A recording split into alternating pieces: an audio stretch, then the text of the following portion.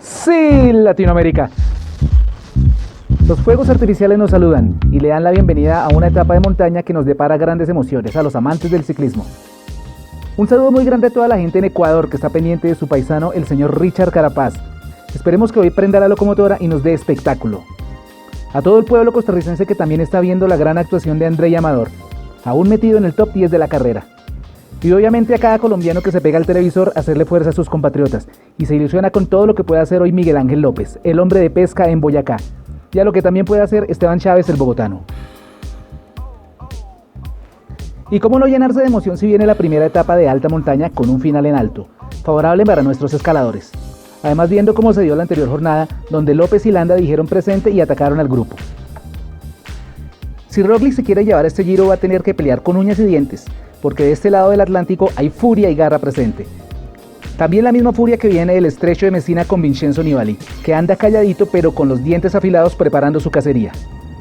Hoy amanecimos bastante poéticos, debe ser el llamado de la montaña que nos altera el ánimo.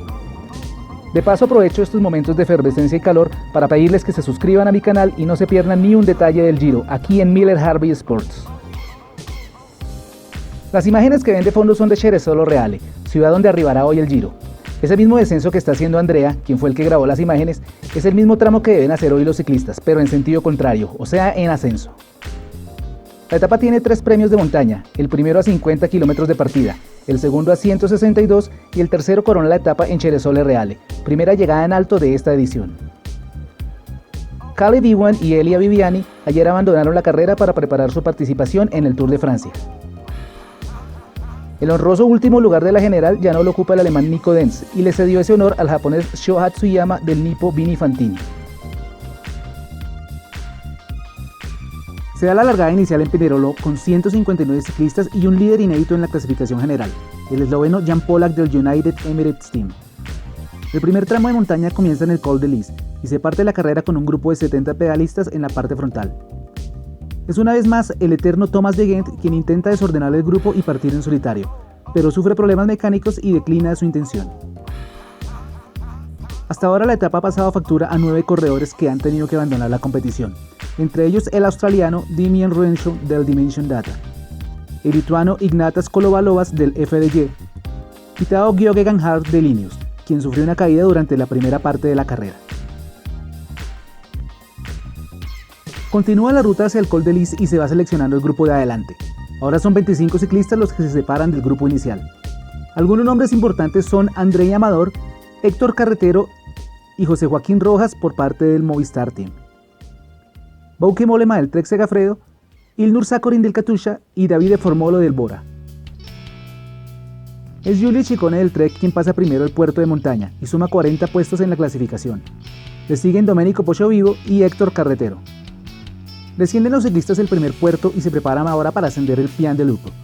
Se mantiene el ritmo entre los fugados y van quedando algunos ciclistas fuera por el fuerte nivel marcado en la ascensión.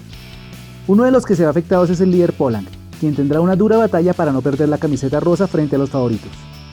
Cruzan en los primeros 3 puestos del premio de montaña los mismos ciclistas que pasaron primero el Col de Lis y en el mismo orden.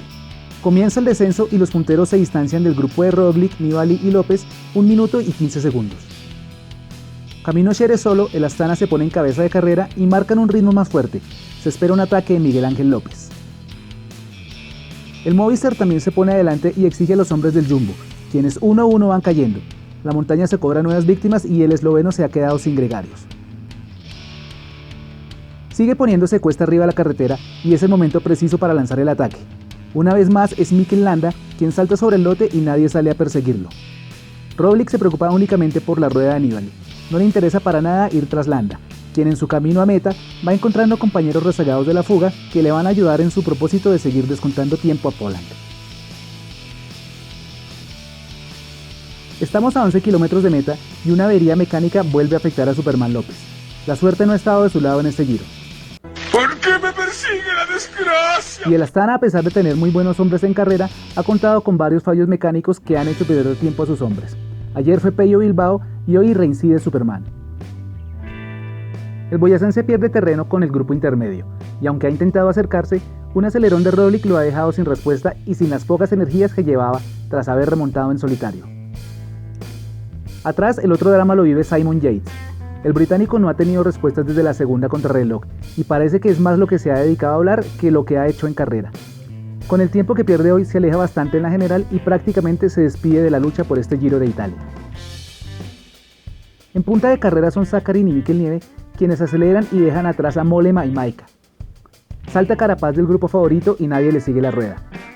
Adelante van Landa y Amador, sacando más distancia y tiempo en la general. Grandísimo trabajo del Movistar hoy. A falta de 4 kilómetros, el ruso Ilnur Zakarin deja atrás a sus rivales y emprende una solitaria lucha por ganar la etapa. Finalmente no tiene rivales y se impone sobre las montañas nevadas de Ceresolo. Llega Mikel Landa con una ventaja de 1 minuto y 21 sobre sus principales rivales y demuestra que está más vivo que nunca en este Giro. Primož y Vincenzo llegan con el mismo tiempo y López cede más de 1 minuto.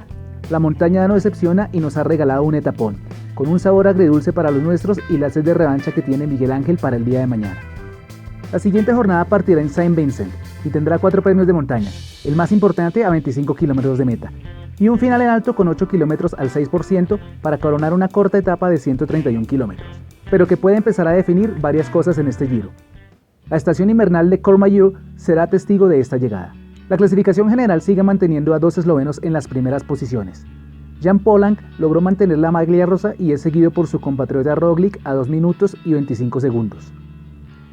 Ilnur Zakarin trepó al tercer lugar gracias al triunfo de hoy, y ahora está a 2.56. Bauke Mollema fue otro de los que sacó réditos de la jornada y se sitúa cuarto a 3 minutos 06. El Tiburón del Estrecho sigue en la quinta posición a 4.09 y continúa al acecho. Se sube al sexto puesto el increíble Richard Carapaz y se acerca a su objetivo de lograr el podio.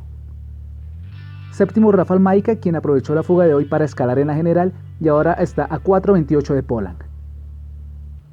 Sigue el descuento de Mikel Landa y ya llega al octavo puesto, situándose a 5 minutos y 8 segundos.